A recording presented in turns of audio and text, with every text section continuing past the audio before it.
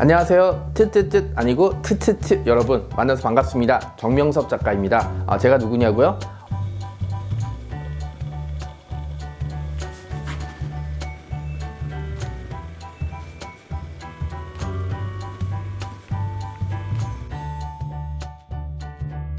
저는 여러분과 굉장히 가까운 이야기들을 많이 쓰는 작가이고요. 오늘 트트트의 초대를 받아서 여러분에게 인사를 드리려고 이 자리에 섰습니다.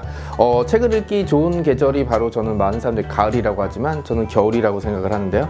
따뜻한 방 안에서 맛있는 음식 먹으면서 책을 읽는 그리고 마음의 양식과 머리의 양식을 채울 수 있는 그런 시간이 됐으면 좋겠고요. 그런 의미에서 여러분에게 오늘 제 책을 비롯해서 여러분이 관심 있어 하는 좀비가 등장하는 몇 가지 책들, 4가지 책들을 소개해 드리려고 이 자리에 섰습니다. 그러면 기대해 주세요, 여러분. 안녕!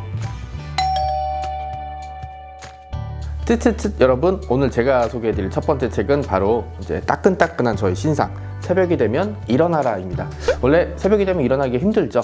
그런데 이 책 제목이 된 이유는 뭐냐면 어느 순간 좀비에 대해서 얘기를 하다가 그 생각이 떠올랐습니다.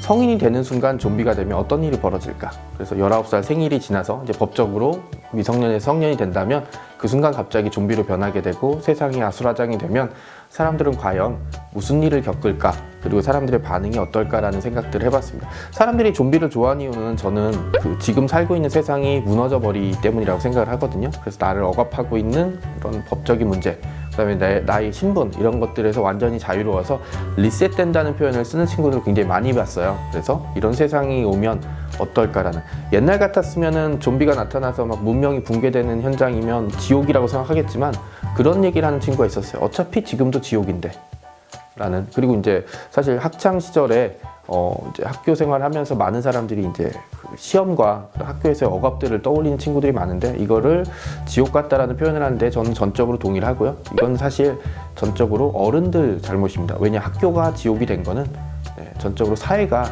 지옥이었기 때문이라고 저는 생각하고 있거든요. 그래서 이런 얘기들을 한번 준비를 해봤고요. 이거는 포스트 아포칼립스 장르라고 보통 표현이 됩니다. 문명이 붕괴된 이후의 이야기들을 다루고 있지만 저는 개인적으로 현재와 비교를 해도 다른 문제가 없는 현실을 정확하게 잘 보여주는 소설이라고 생각을 해서 여러분에게 첫 번째로 소개를 해드리고자 합니다. 여기 나온 주인공들은 바로 여러분 또래의 주인공들이 이제 세상을 살아가는 내용들 이라고 보시면 될 것 같고요. 처음에 이야기를 썼을 때 그리고 마무리 지었을 때 저는 세상이 조금 나아졌으면 하는 바람이 있었지만 안타깝게도 그때나 지금이나 오히려 더 나빠졌다는 느낌밖에 들지 않아서 이 책이 그런 느낌 속에서 어떻게 이제 여러분에게 읽힐까 개인적으로 좀 궁금하기도 하고 기대도 되고 안타까운 마음도 함께 있습니다. 그런 마음을 담아서 여러분에게 새벽이 되면 일어나라를 소개해 드렸습니다.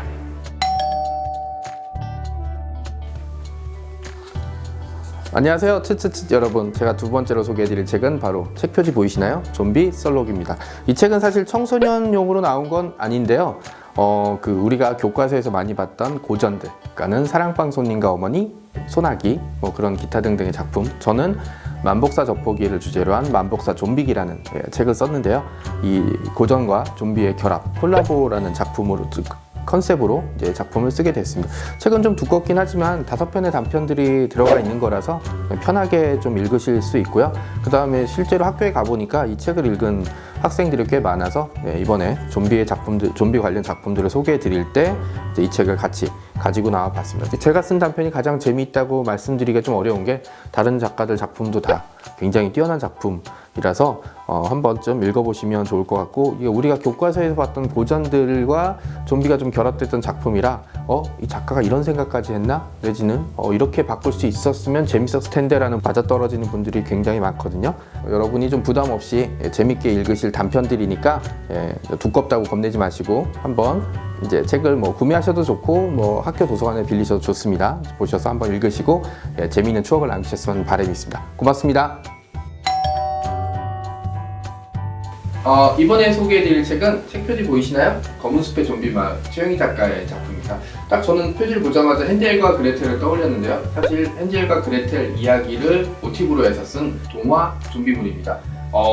헨젤과 그레텔을 연상시키는 그 현준이와 그린이가 부모에게 버림을 받고 숲속의 그레텔 산장이라는 곳에 가서 그 마녀 할머니를 연상시키는 할머니와 이상한 마을 사람들과 엮이는 모험담을 좀 다루고 있는데요. 여기서는 행시라는 좀비가 등장합니다. 사람들을 사람 같지도 않고 귀신 같지도 않고 시체인지 사람인지 모르는 그런 존재들이 산장을 어슬렁거리면서 현준이와 그린이를 괴롭히고요.